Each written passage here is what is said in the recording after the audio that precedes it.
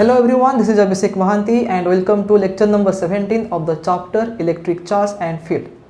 In the previous lecture, we had derived the expression for electric field intensity due to a uniformly charged infinitely long wire by using Gauss Law.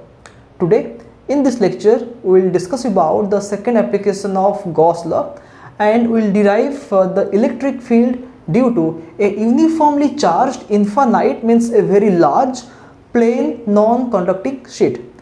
So let's get started. Students, we know that the Gauss law states that the total amount of electric flux or the surface integral of electric field over a closed surface is 1 by epsilon naught times the total charge enclosed by the closed surface.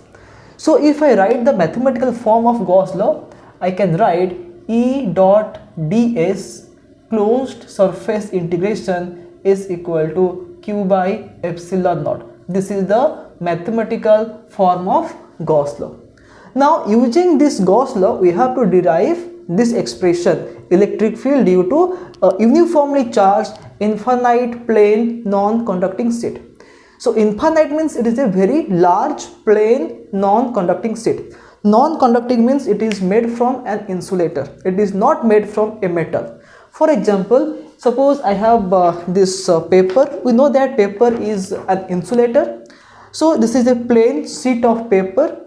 So if I give charge or if I supply charge to this sheet, what will happen?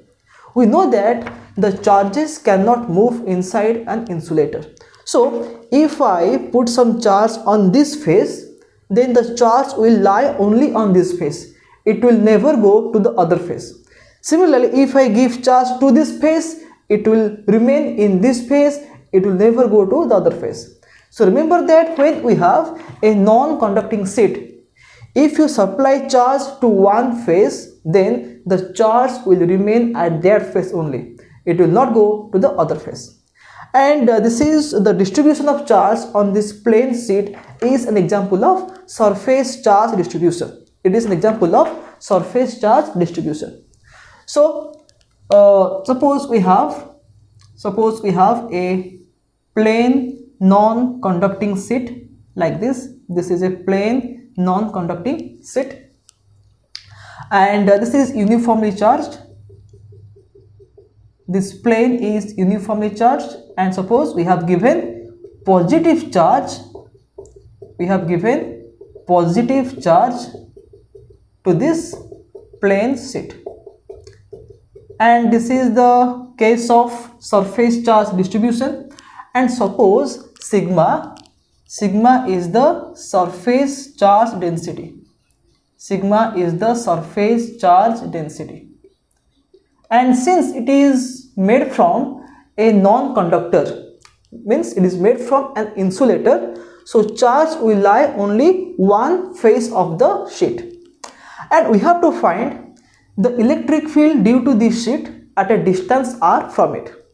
So students, suppose I have this plain charge sheet, and suppose I have given charge on this face, and suppose the charge is positive charge. I have given charge on this face of the sheet, and if the charge is positive, we know that electric field is directed away from the positive charge and it is directed towards the negative charge. Since I have given positive charge on this sheet, what will happen? The electric field will be directed away from the sheet. Means if you look at the right side, if you look at this side of the sheet, then the electric field will be directed in this direction like this. Similarly, if you come to this side, then again the electric field will be directed along this direction. Although this side does not have any charge, but the charge on this side will produce electric field on both sides. So if you come to this side, electric field will be directed away from the paper. Similarly, if you come to this side, again electric field will be directed away from the paper. Is that clear? So if I choose a point P here, this is a point P, and such that the distance of point P from the sheet is r. Suppose the distance of point P from the plane sheet is r. We have to find electric field at this point P. Now consider a second point P dash on the left side. Consider another point P dash on the left side of the sheet at the same distance r. At the same distance r. Means P and P dash are equidistant from the plane charge sheet. P is present on the right side, P dash is present on the left side. They are equidistant. P and P dash, they are situated at the same distance from the plane charge sheet. So the electric field intensity will have the same value at both these points. Since the distance of P and P dash are same from the plane charge sheet, it means the electric field intensity, the magnitude of electric field intensity will be same at both these points. Is that clear?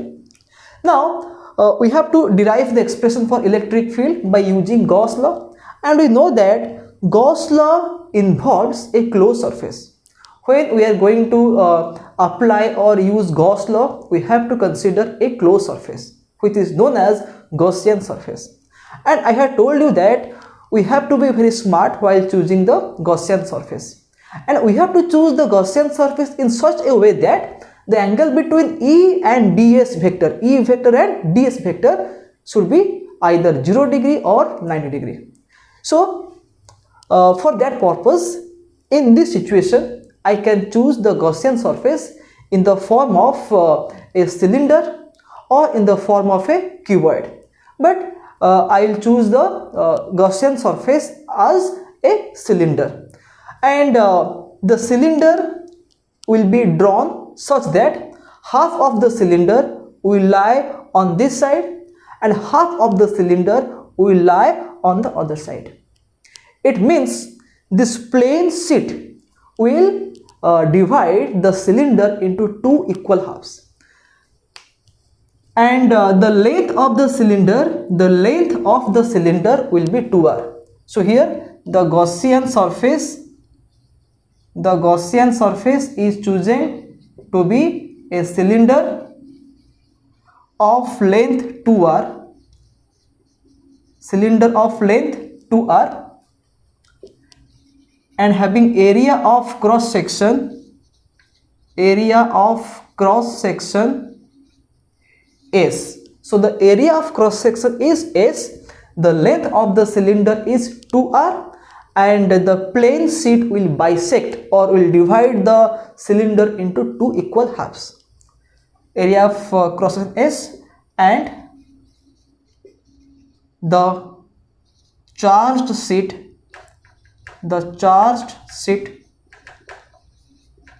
bisects the cylinder. So the diagram will be like this.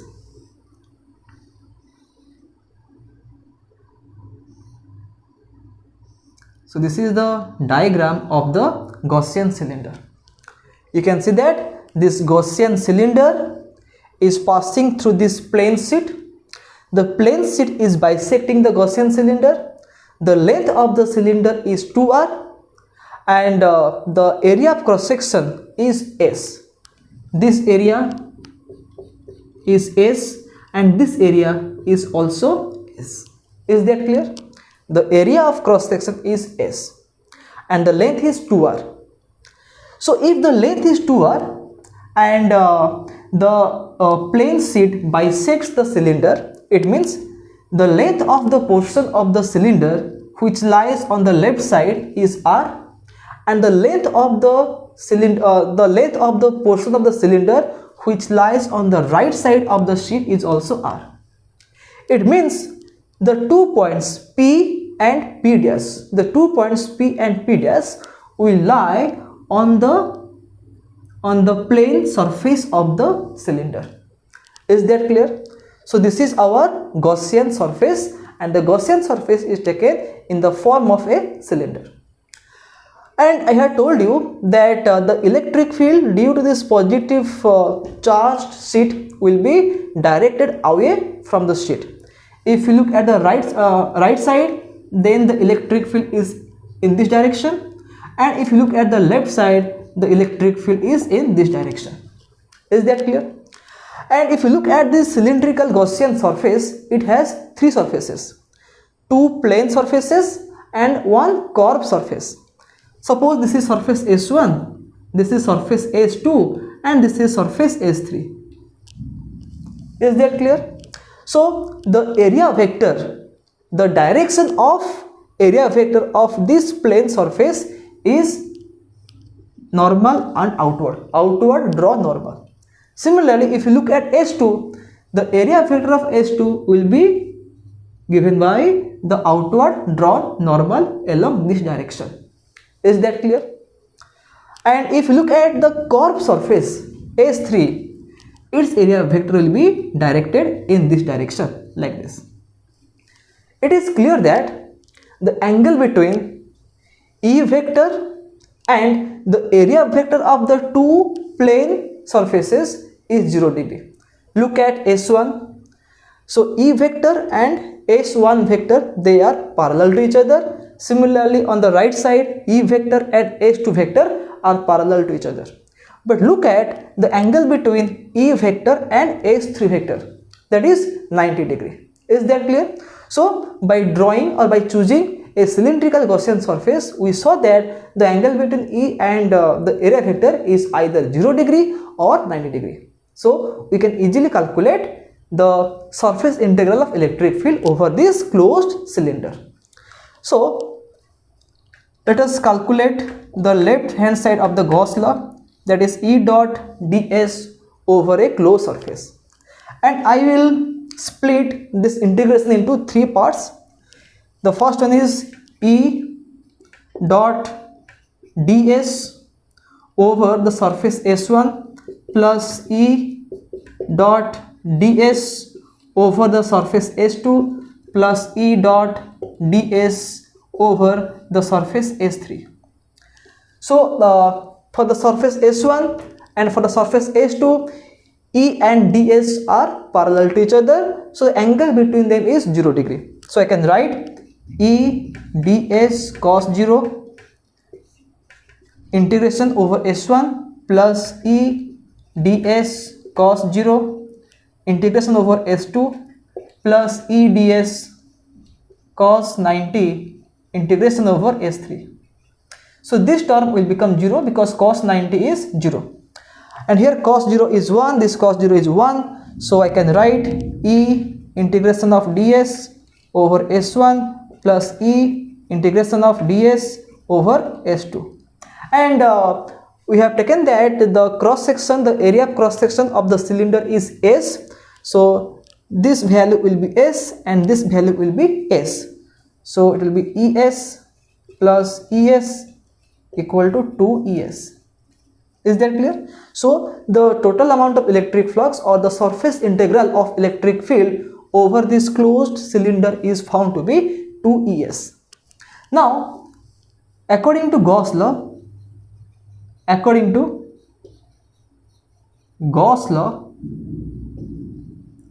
this E dot ds closed surface integration is equal to Q by epsilon naught, means the total charge enclosed within the surface divided by epsilon naught. So this value is found to be how much? 2ES. This value is found to be 2ES. So 2ES is equal to Q by epsilon naught. Now the question is, what is the amount of charge enclosed by this cylinder? So you can see that this cylinder is passing through the plane charge sheet.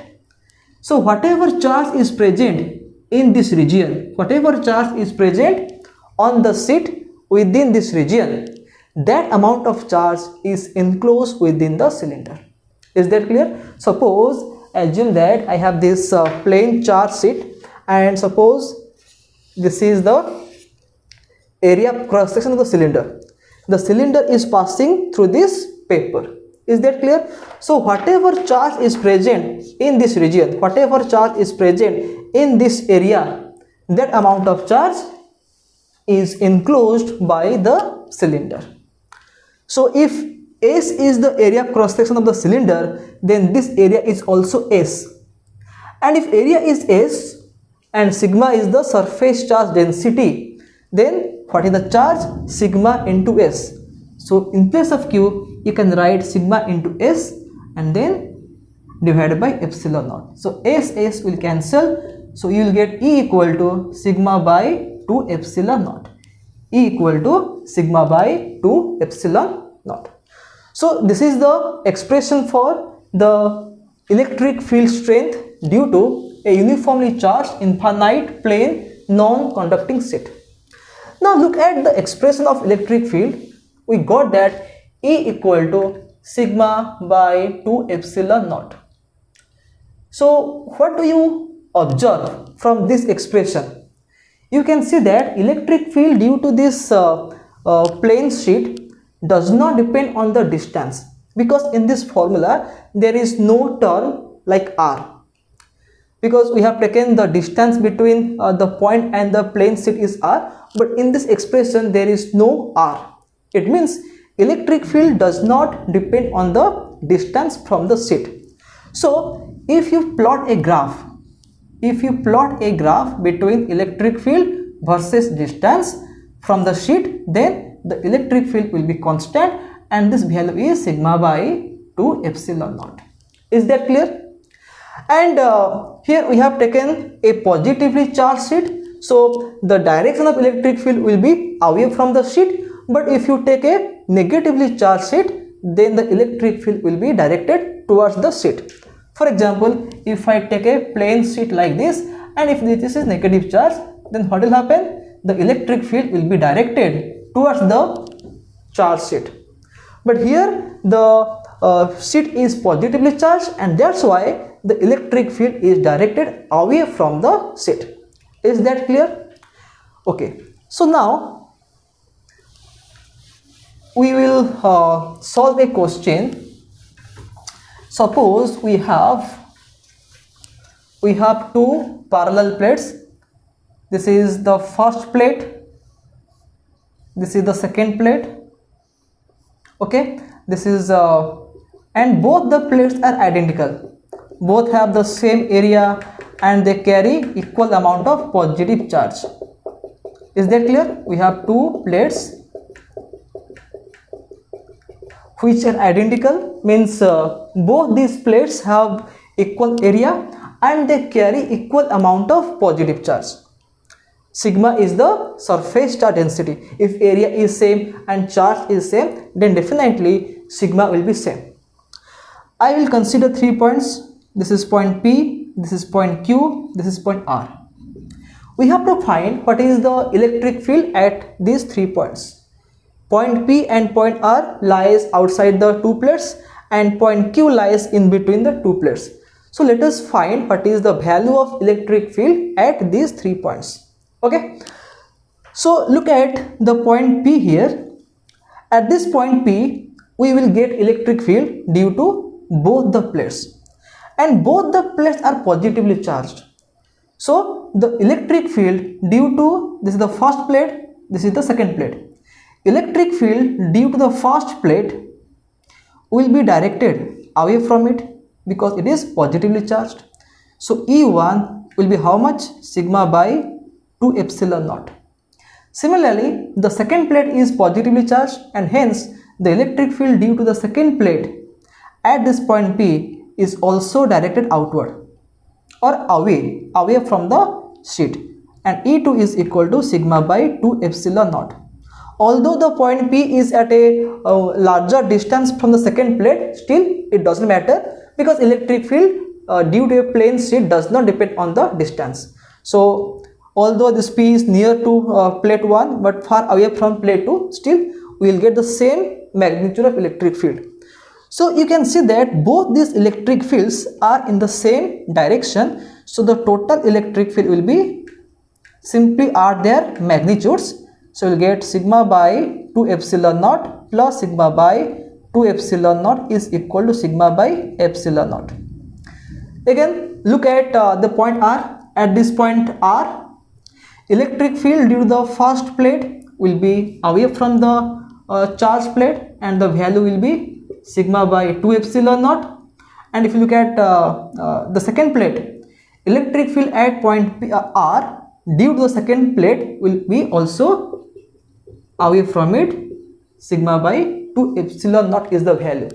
And again at the point R, the two electric fields are in the same direction. So E is equal to the sum of their magnitudes, which is sigma by epsilon naught. So electric field at P and electric field at R both are equal. Now come to point Q, which lies in between the two plates. So at this point Q, electric field due to this first plate 1 will be away from it. The value is E1 equal to sigma by 2 epsilon naught, and electric field at Q due to the second plate will be away from the second plate, means in this direction. Is that clear? So you can see that at point Q, E1 and E2 are opposite in direction. So the net electric field will be E1 minus E2. The magnitude of electric field will be E1 minus E2, and since both have the same magnitude, the answer will be 0. So if we have two identical plates having the same charge, then the electric field in between the two plates will be 0, but outside the two plates will be given by this value. Now let's go to the next question. When we have unlike plates. Unlike plates means one positively charged plate and the other negatively charged plate. Suppose we have a positively charged plate like this, and this one, the other one, is negatively charged plate. This one is negatively charged plate, and both these plates are identical, means they have the same area, and they carry the equal magnitude of charge, but their sign are different. This is positive charge, this is negative charge. For example, if this carries a charge of 10 coulomb, this one will carry a charge of minus 10 coulomb. Means the magnitude is same, but one is positive, other is negative. So if plus sigma is the surface charge density of the first plate, then minus sigma will be the surface charge density of the second plate, because second plate is negatively charged. Again consider 3 points P, Q and R and tell me what will be the value of electric field at these 3 points. First look at point P. At the point P, electric field due to the positive plate will be away from it. Electric field due to negative plate will be towards it. So E1 and E2 are opposite to each other, and that's why the net electric field will be 0, because E1 and E2 have the same value, but due to the negative charge on the second plate, E2 will be directed towards the second plate. So here the net electric field will be E1 minus E2, that is equal to 0. Similarly, look at point R. At this point R, electric field due to the positive plate will be away from it, and electric field due to the negative plate will be towards it, and again E1, E2 are in opposite direction. So the net electric field will be their subtraction or their difference, that is 0. But look at the point Q. At this point Q, electric field due to the positive plate will be away from it, due to the negative plate will be towards it. They are in the same direction. So E1 and E2 will be added off. So at Q, electric field will be E1 plus E2, that is equal to sigma by epsilon naught. So you can say that if we have two similarly charged plate, then in between the two plates field is 0, but outside the two plates we are getting electric field, that is sigma by epsilon naught. But if we have unlike charged plate, then in between the two plates we have electric field, that is sigma by epsilon naught, but outside the two plates the electric field is 0. Is that clear? So students, in this class we had discussed about the electric field due to a plane charge set which is uniformly charged, and we saw that the expression is sigma by 2 epsilon naught, means electric field due to a infinite plane charge set does not depend on the distance from it. And we have solved these two questions. Hopefully you have understood everything. In the next class, we will discuss about the third application of Gauss law, that is to find electric field due to a uniformly charged spherical cell. So till then, have a nice day and bye bye.